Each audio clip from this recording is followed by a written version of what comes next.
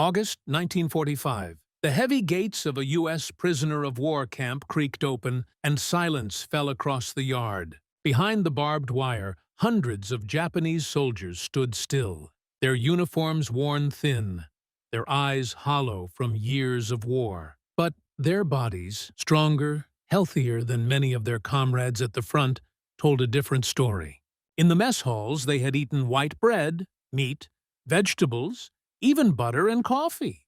Outside the fence, families in Tokyo scoured blackened ruins for weeds and roots, and soldiers in the Imperial Army collapsed from hunger in foxholes across Asia. For the men returning home, the final humiliation of the war was not defeat on the battlefield, but the memory that as prisoners of America, they had eaten better than as free men under their emperor. It was a truth whispered in shame, yet impossible to deny. Proof that power was not only measured by bombs and bullets, but by the ability to feed even one's enemies.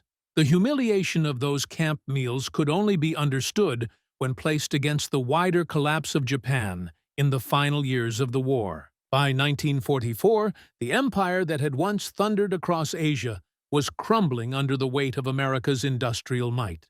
The U.S. Navy's submarines stalked Japanese convoys with relentless efficiency, sinking merchant ships faster than they could be built. Tankers carrying rice from Indochina, sugar from Formosa, and fish from the South Seas never reached home. Grain rotted in distant warehouses because there were no safe ships to bring it back. At the same time, American bombers took to the skies above the home islands. B-29s flew in tight formations, black shadows against the rising sun, unleashing torrents of fire and steel. Cities burned. Factories collapsed. Farmlands lay barren as young men were pulled from fields to fight on faraway fronts. What remained was a broken food supply, a nation trying to survive on half-empty bowls of rice, thinned with barley, millet, or even acorns. Mothers stood in long queues with ration books that promised calories the government could no longer deliver. Children fainted at school. Soldiers at the front line wasted away, their strength sapped not by bullets, but by hunger. Across the Pacific, America told a different story. By 1944, the United States was producing more food than any army in history had ever consumed. Convoys of Liberty ships carried wheat, corn, meat, and milk powder across oceans. The logistics machine of the U.S. Army Quartermaster Corps fed not only its own 12 million servicemen, but also millions of allies, and, astonishingly, even the prisoners it captured. Camps in America, scattered from the deserts of Arizona to the rolling fields of the Midwest, became showcases of this abundance.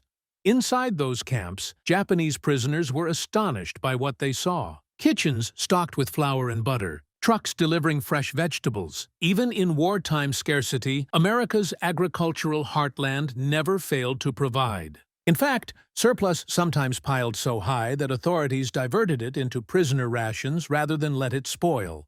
The irony was not lost on the men behind the wire. Their captors, fighting a global war on two fronts, had more food for their enemies than Japan had for its own sons. The contrast was unbearable. Japanese propaganda had long portrayed America as decadent, a nation of soft consumers incapable of enduring hardship. Yet here the evidence was undeniable.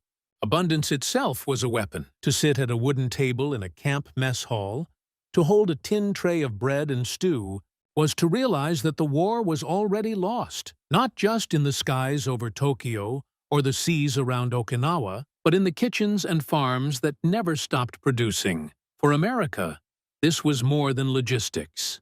It was a statement.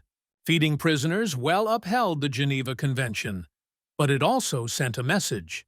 It showed that the United States was not only stronger in arms, but in values, in humanity, in its ability to turn even food into proof of superiority. For Japan, the humiliation went beyond the barbed wire. It seeped back into villages and cities when prisoners returned with stories that contradicted everything the empire had promised. They had seen bread where their families had only roots. They had tasted milk while their comrades died for lack of rice. This was the quiet battlefield of food, a front where Japan never stood a chance. The collapse of Japan's food supply was not sudden, but a slow, tightening noose. Even before Pearl Harbor, the home islands imported more than half their calories from abroad. The conquest of Southeast Asia in 1941 briefly promised relief. Rice from Burma, sugar from Java, fish from the Philippines. But these resources required shipping, and shipping required control of the seas. By 1943, American submarines prowled the Pacific with ruthless precision. Known as the Silent Service, they sank tankers and freighters faster than Japan could replace them. Convoy after convoy went down in fire and oil, leaving Japan's warehouses empty and its markets bare. The impact spread through every corner of society. By 1944, civilians in Tokyo received less than 1,600 calories a day on ration cards, barely enough to survive. Families stretched meals with millet, barley, even potato vines. Housewives scoured the countryside for weeds and chestnuts, boiling them into thin soups. Children wasted away, their arms like sticks, their stomachs bloated from malnutrition. In rural villages, rumors circulated of starvation deaths hidden by embarrassed families. The army suffered as well. Soldiers deployed to China, Burma, and the Pacific Islands often received half rations, sometimes less. Malnutrition became as deadly as enemy fire. Reports told of men collapsing on long marches, their bodies weakened before they ever faced battle. The Imperial Army demanded sacrifice, insisting hunger was a test of loyalty. But hunger sapped morale and stripped away illusions of glory. Some Japanese soldiers admitted after the war that their greatest enemy was not the American rifle, but the emptiness in their stomachs. In contrast, the United States built its war on plenty. The Quartermaster Corps coordinated millions of tons of supplies with unmatched efficiency.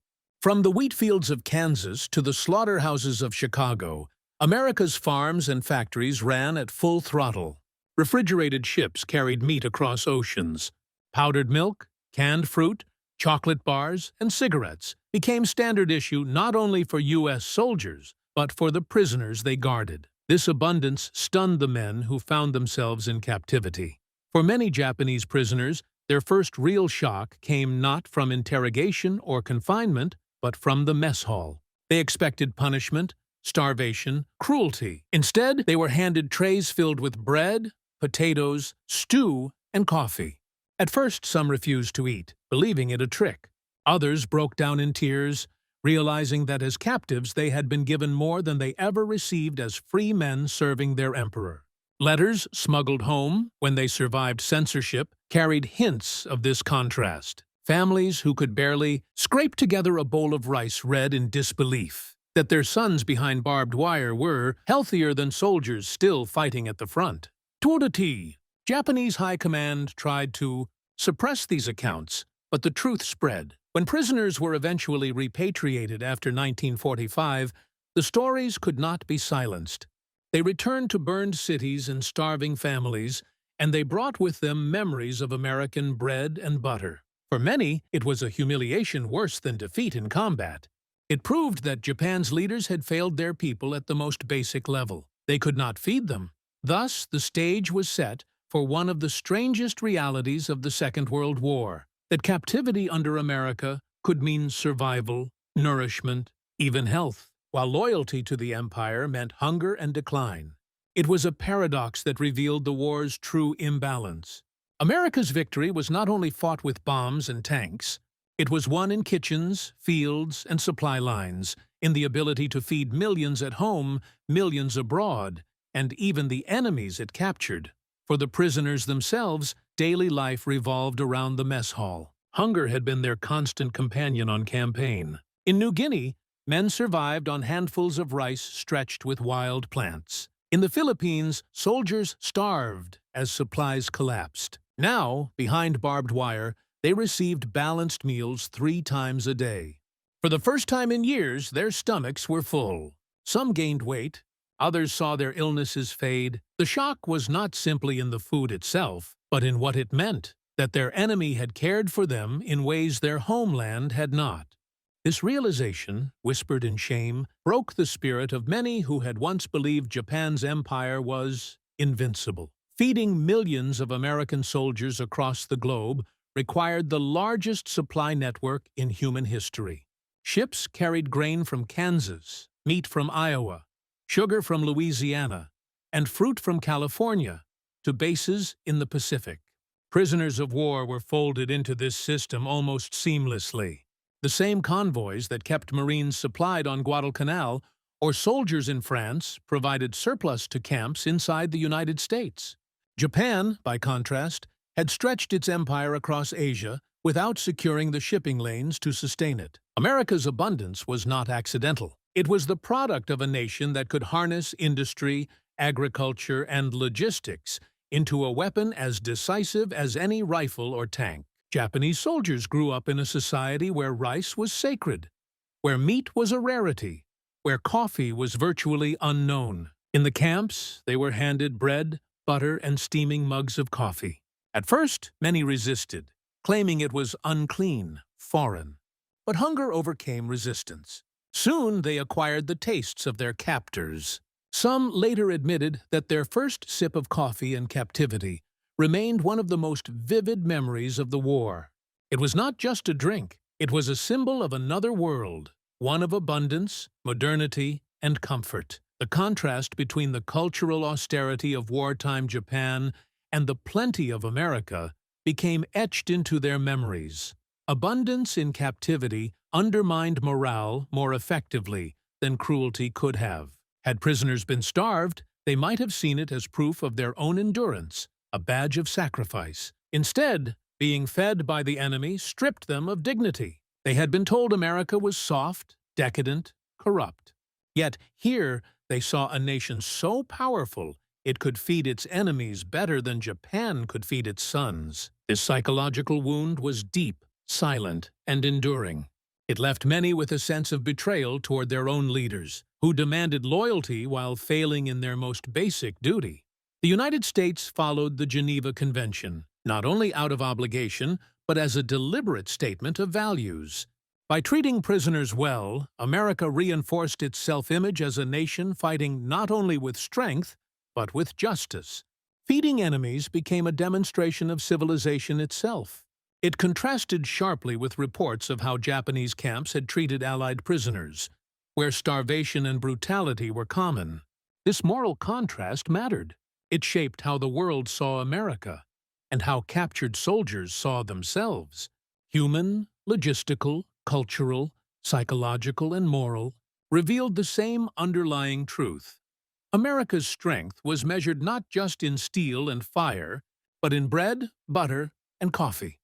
For Japan, the idea that prisoners were well fed in American camps was so dangerous it had to be hidden. Official announcements described captives as suffering, abandoned, or dead.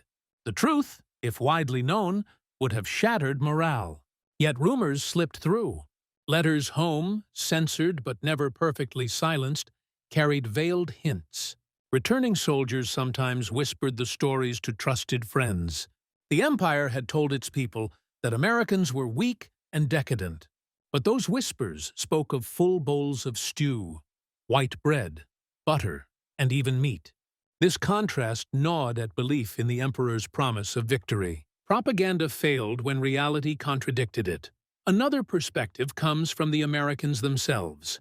Guards and camp officers often remarked on the discipline of Japanese prisoners. They worked in fields, repaired buildings, and followed orders. But even they noticed the astonishment in the mess halls.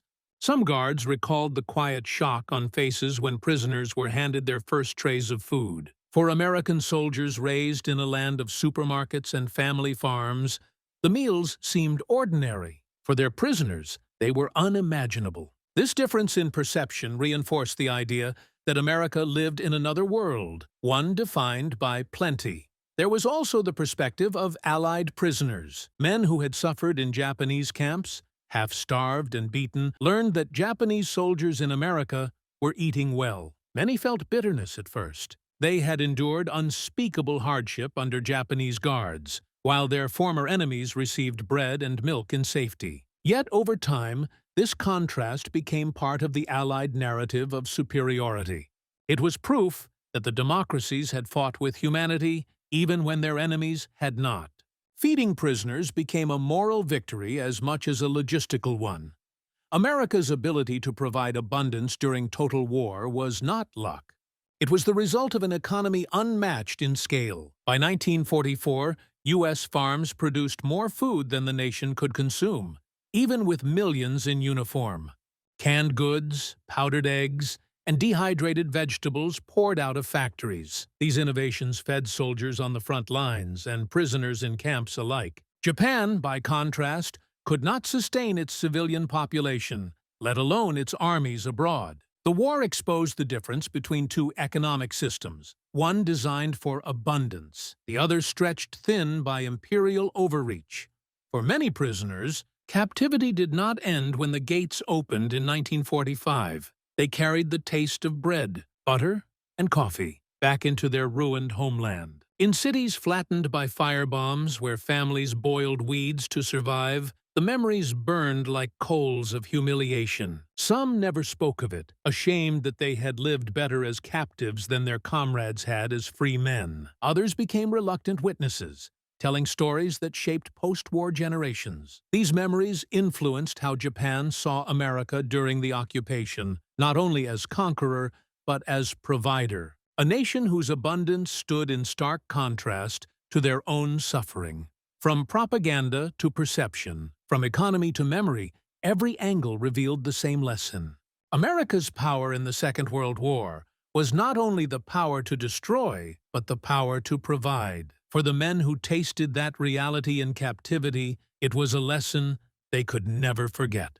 The turning point of this story arrived in 1944, when the war's momentum shifted irreversibly. American victory in the Pacific began to expose the vast distance between the two nations' capacities to sustain war. On Saipan, Guam, and Leyte, Japanese soldiers fought with ferocity, but their stomachs were empty. Diaries recovered from the battlefield told of men subsisting on handfuls of rice, of divisions reduced to scavenging weeds and strips of bark. The contrast became undeniable when prisoners captured on those islands were transferred to U.S. camps. They went from gnawing at roots in the jungles to sitting in clean dining halls, where meals were served on trays. The sudden change was more than nourishment. It was psychological shock. The climax of humiliation came as word spread through the prisoner ranks of just how ordinary this American abundance was.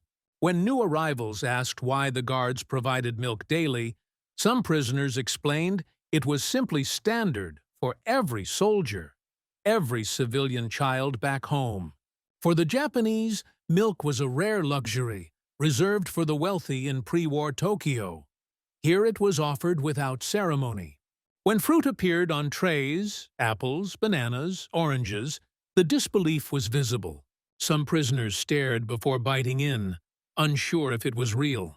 A diary entry by one former naval officer recorded that his first orange in captivity felt like an insult, a reminder of what his nation could not provide even for its officers. The shift in morale extended beyond the wire. American intelligence officers closely monitored prisoner attitudes, noting how food became a measure of national strength. When prisoners debated among themselves, it was no longer about battlefield honor, but about what they had seen in the camps. How could a country fighting across two oceans still feed prisoners better than Japan could feed its own citizens? That question eroded confidence more effectively than any speech or leaflet. The most intense moments came in late 1944 as the Philippines campaign raged. Japanese units surrendered in larger numbers, their condition deteriorating, while American supply ships delivered everything from Spam to fresh bread. Prisoners taken in those battles entered camps where the contrast was impossible to ignore. One remembered watching crates of canned peaches unloaded for mess hall storage and whispering to himself that he had not tasted peaches since boyhood. Another, a former officer, told his comrades that defeat was already written not in battles lost, but in the food on American tables. For the Americans, this turning point was recognized as a weapon in itself. Reports from the Office of War Information observed that abundance was a form of psychological warfare. Feeding prisoners generously was not charity. It was a demonstration of capacity, a reminder that while Japan demanded sacrifice unto death, the United States could fight a global war and still waste more food than its enemies produced. Guards did not need to lecture prisoners. The mess hall did the talking. Every spoonful became a reminder of where power truly lay. By the end of 1944, the turning point was clear. Japan's soldiers, hardened by years of propaganda about American weakness, now sat in camps nourished by the very enemy they were taught to despise. The battlefield had proven America's might, but the dining halls proved something deeper. The empire they served was not only losing the war, it had already lost the ability to feed its own. As 1945 began, the humiliation deepened. In January, Japanese prisoners in camps across America received their winter rations, steaming stews, thick with beef and potatoes, and fresh bread still warm from the ovens. Outside the wire, American towns lived much the same way. Grocery shelves were stocked, restaurants stayed open late, children drank milk with breakfast. Prisoners wrote home describing this abundance in guarded words, knowing censors would read every line, but even their careful phrasing revealed what they had seen. One wrote, "We are not hungry," which for his family in Yokohama was almost incomprehensible. Hunger was daily life for them. How could it not be for him, a prisoner of war? The shock lay not only in the food itself, but in the fact that it seemed endless, inexhaustible. The turning point sharpened with the surrender of garrisons across the Pacific. From Iwo Jima to Okinawa, survivors were transported into the American system of captivity.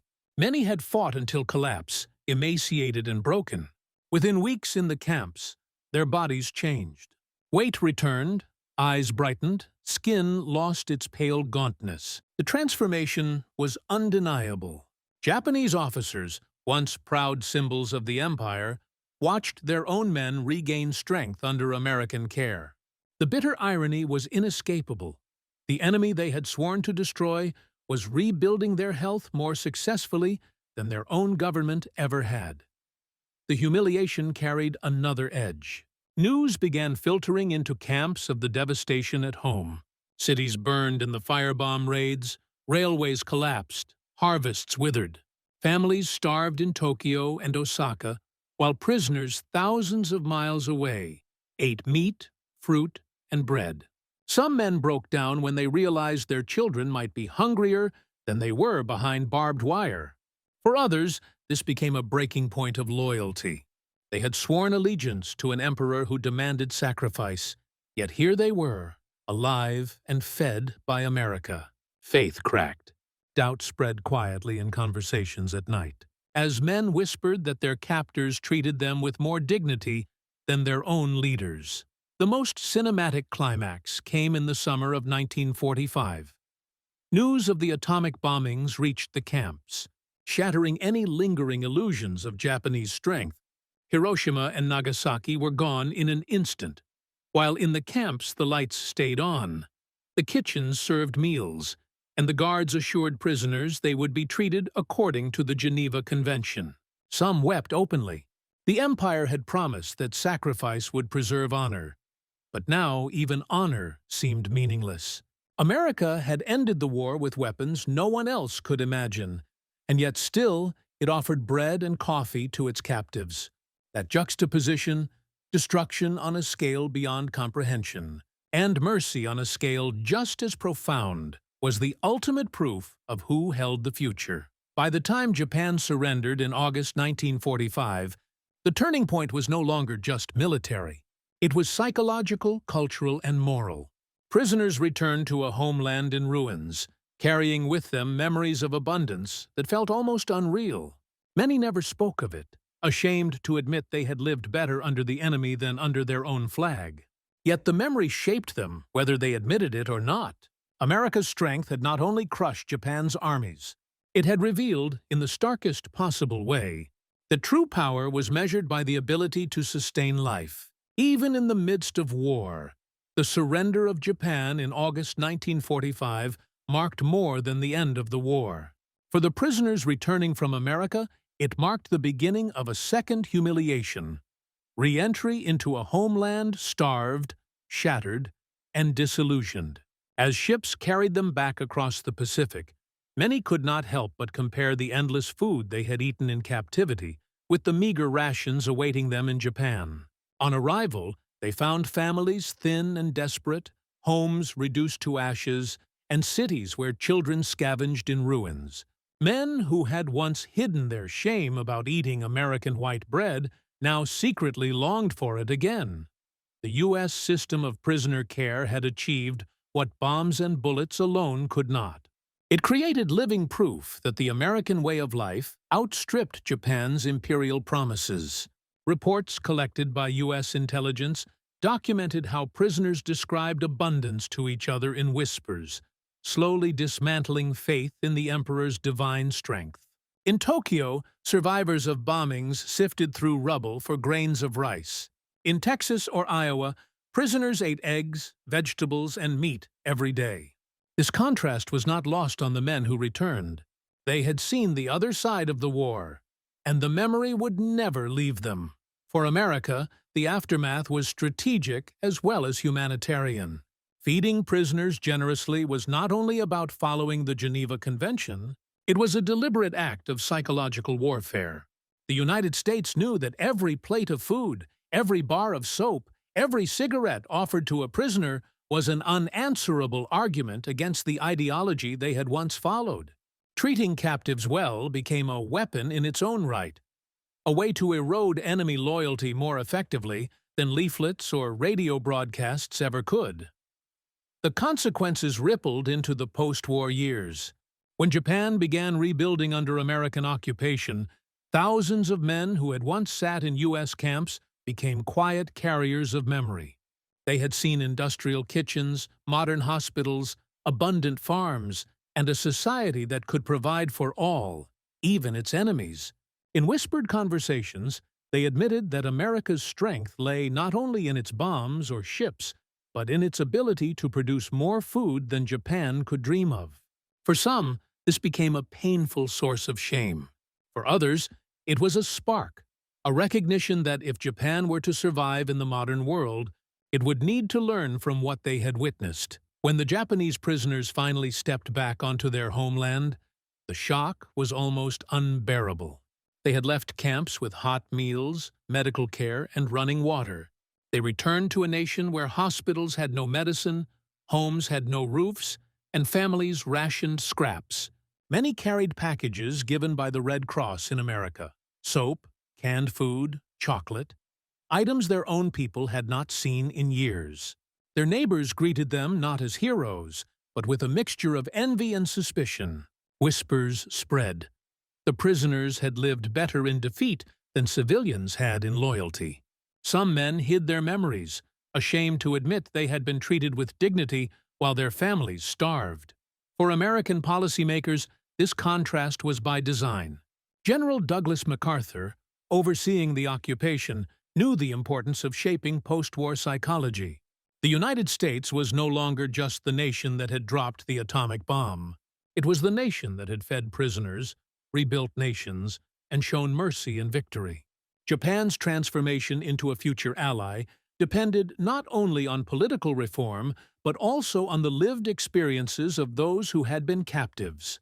These men, once warriors of the emperor, now became witnesses to a different kind of power. The humiliation of returning prisoners, paradoxically, seeded Japan's rebirth.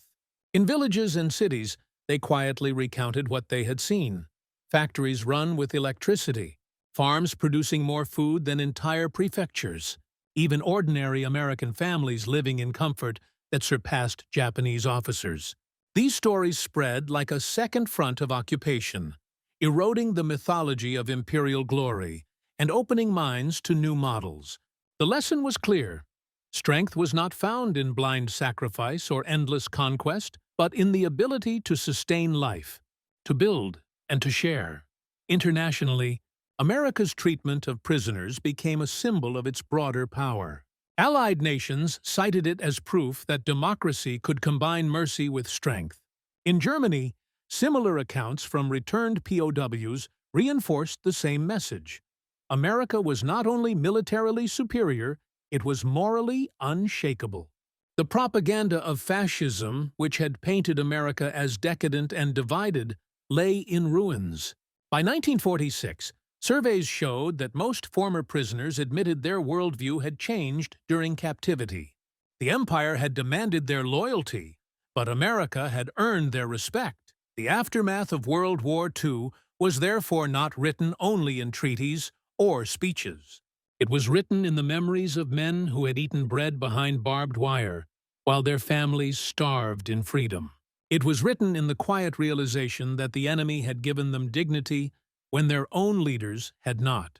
And it was written in the transformation of nations that, once defeated, chose to rebuild under the very ideals they had been taught to despise. History is often remembered through battles, treaties, and speeches. But the deeper truths of war are sometimes written in quieter places, in the meals served to prisoners, in the lights that burned in American towns, in the hands that extended mercy when hatred could have ruled. For the Japanese prisoners who crossed the ocean into captivity, the war was not only lost on battlefields, it was undone in their minds as they witnessed a society that contradicted everything they had been taught. They had been told America was weak, fractured, incapable of endurance. Yet in the fields, factories, and towns of the United States, they discovered abundance beyond imagination. They had been told Americans were cruel and decadent, but they were fed, clothed, and treated with fairness. The realization struck with greater force than any weapon. Strength was not measured in how much suffering a nation could inflict, but in how much life it could sustain. In those camps, humiliation became revelation. The prisoners saw children eating better than soldiers, workers owning cars, women running machines that outproduced entire Japanese industries. They saw democracy not as chaos, but as organization on a scale their empire could not rival. And perhaps most devastating of all, they saw kindness given freely to enemies, a gesture of confidence that revealed true power. When these men returned to Japan, they carried more than ration packages and Red Cross supplies. They carried seeds of transformation.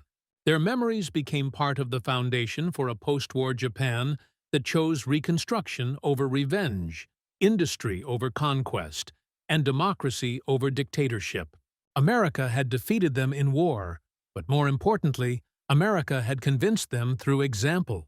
The story of these prisoners is not only about loss, it is about enlightenment. It reminds us that the most powerful victories are not always won with bombs and bullets, but with humanity, prosperity, and dignity.